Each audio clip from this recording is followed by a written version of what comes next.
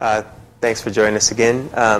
After I wanted to talk to you a bit about energy and how the energy of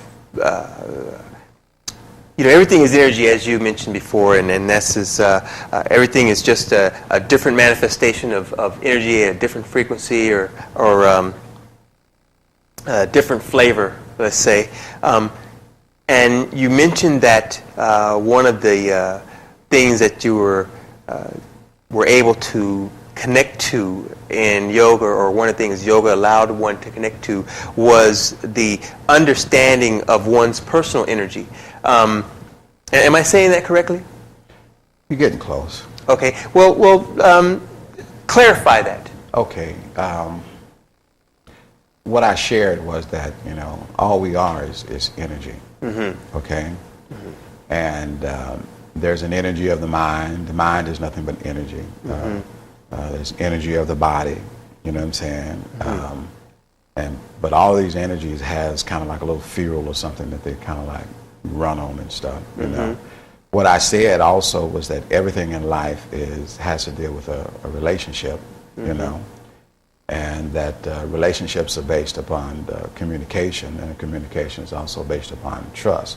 Mm-hmm. So I said that you have to create a working understanding, relationship with yourself. You have to establish, a connection with, it's not just connecting to, but you need a working understanding relationship with both body, mind, and spirit in order that they can stand under and support you against all the winds and tides and challenges or oppositions or whatever you want to call it that life might bring. As the winds of life blows, you want to be able to be rock solid, Well, as you I sense the bigger picture of what you're saying. But I also see that it could be rather complex. No, not complex at all. I mean, you have the complexity comes into place if there's resistance on your part to create connecting, understanding, working relationship. And it's just like a relationship between a male and a female. They come together and they decide for some reason that they want to get married.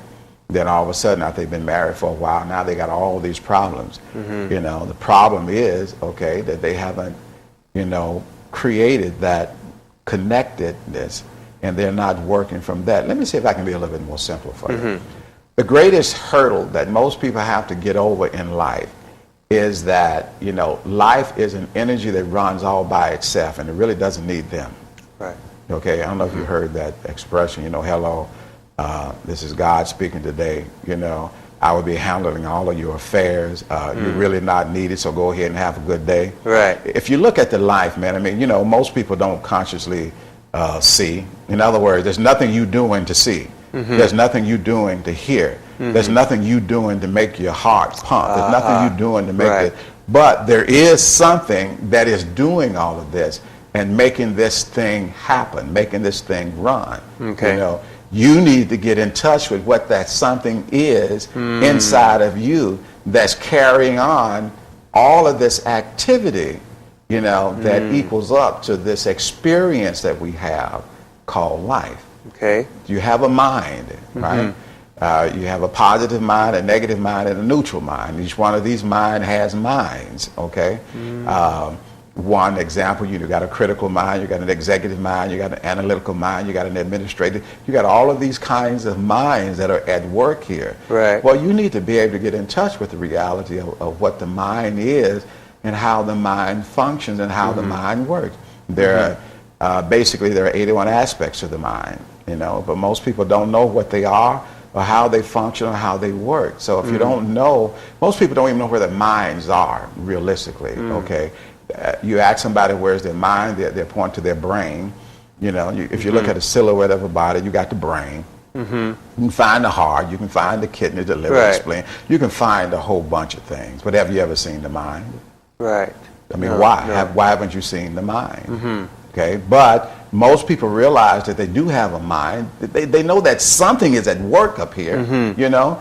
I'm saying that you need to find a way to access that something that's working up there. Right. And that tool that you can use to help forge and develop that relationship is called yoga and meditation, you know. It will work your physical body to help bring about a balance there, get rid of a lot of stress and a lot of the tension and dis-ease and disease so that the body gets back to a balance point. The absence of sickness and disease is just the beginning of health. It's not about health at all. But before you can deal with health, you got to get rid of all that sickness and all that disease. You understand? Yes. That exists not only in the body, but that also exists within the mind, and that's being acted out through your emotions and things like that.